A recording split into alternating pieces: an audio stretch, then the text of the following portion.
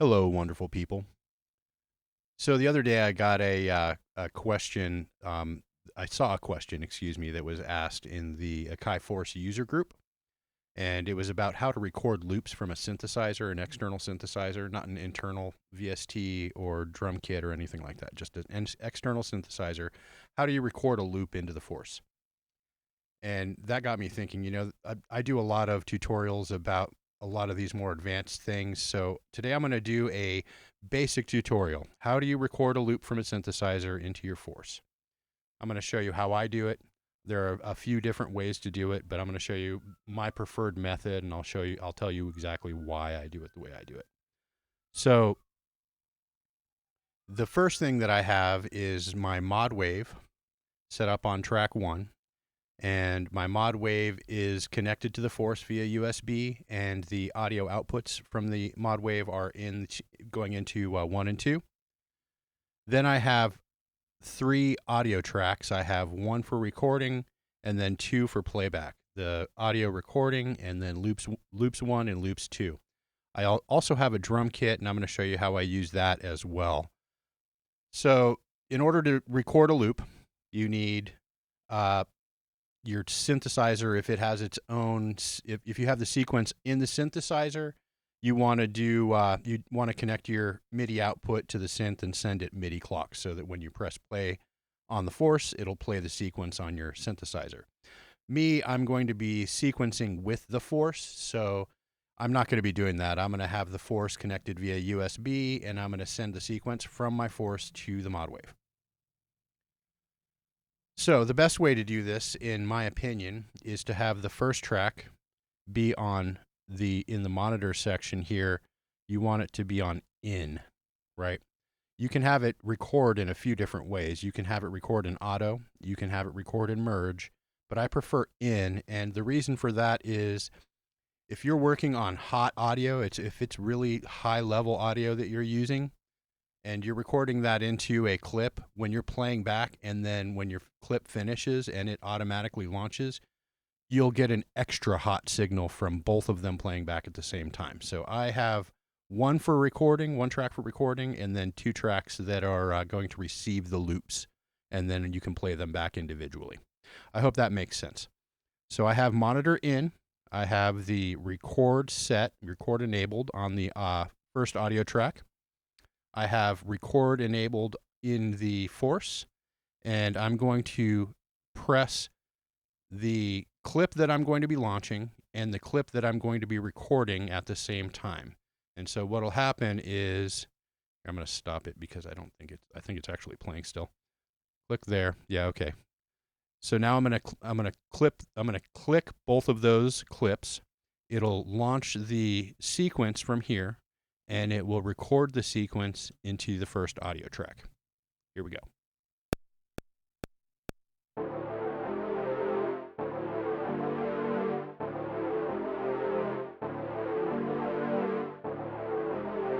Okay, so that's finished recording the audio into that first track. But if I stop all clips, we can't hear that.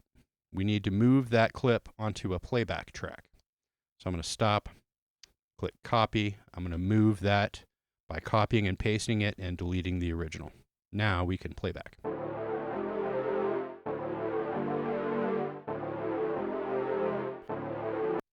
We go into the clip, you can see the audio.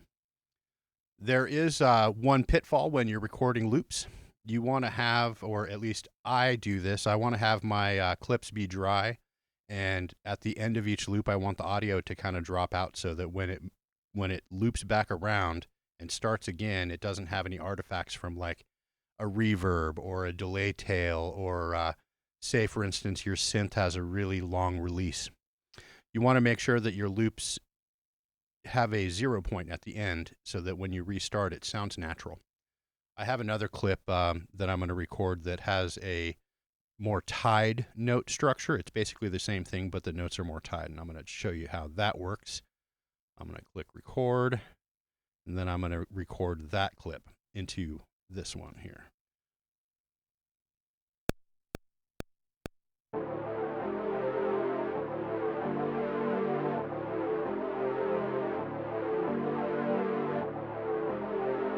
So now you can see the difference between these two clips.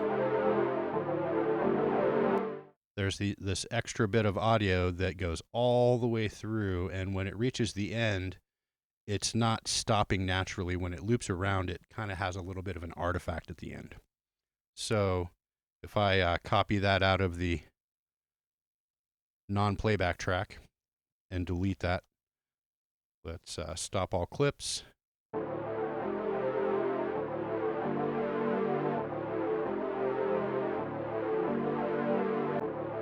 See, there's that clip at the end because the audio isn't stopping naturally at the end. Like there's not a break here at the end that allows the 0 point to start back again at the beginning of the loop. Just one of the pitfalls that you can run into when you're recording loops. Anyway, this isn't the only way that you can record audio into your force. There's also a looper. So I'm going to once again stop all clips, go into the menu, go into the looper. I have it set to 4 bars. I'm going to hit record, right? And then I'm going to play back one of the clips here and record that into the looper.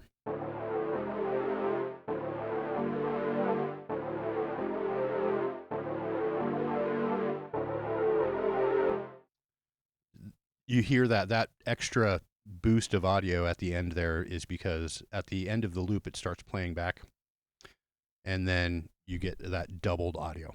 So that's what I'm trying to avoid by using the audio track that's set to in so that you can't hear it when it plays back again.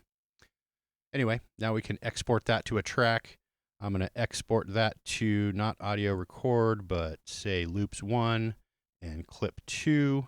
Export that to the track. Now I'm going to go to that loop. I'm going to select that one. See, there's already an issue. So the clip doesn't go all the way out. New looper sample here doesn't go all the way out. And then additionally, you don't have access to the edit end here. The way to fix that is you have to browse for this sample. So you browse for that sample. It's already set to the sample that it should be, so you just click do it. And it moved it all the way to the back, but also you have access to the end. So if you did want it to, say end at a specific place, say I wanted it to end here, we could do that, no problem. But I move it all the way back out, and now it'll play back.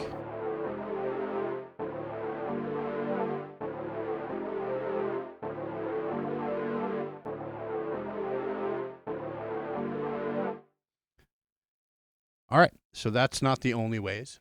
There's one other way to play back. We can play back from a drum kit, which is more than likely the way that you're going to end up doing it because you have more than 8 audio tracks if you do it this way. So I'm going to create a new clip, and then in this clip here, let's move it up to the top here. And in this clip, let's stop all. We're going to add, in note mode, I'm just going to go to this top note here. And then in the samples, I'm going to select one of those samples. So we've got this one, and that one. So I can select any of the samples that I just recorded. I'm just going to select new looper sample. And in the clip, you'll see that there is now a new looper sample here. So what I'm going to do is click there and just add a note. And then I'm going to stop all clips, go back to launch, and I'm going to launch that.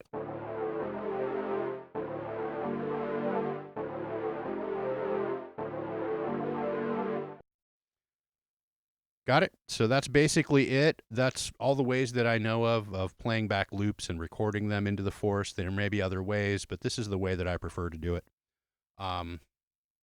Experiment, see what you can do. You can get up to 8 audio tracks, but if you use a drum kit, you can go up to, I think it's 128 samples. That can really kind of push it a little bit when you're using loops, but if you use disk streaming, that might help with the memory usage. In any case, that's your recording tutorial, how I do it in the Force, and I hope you guys are making as much music as you can. May the Force be with you.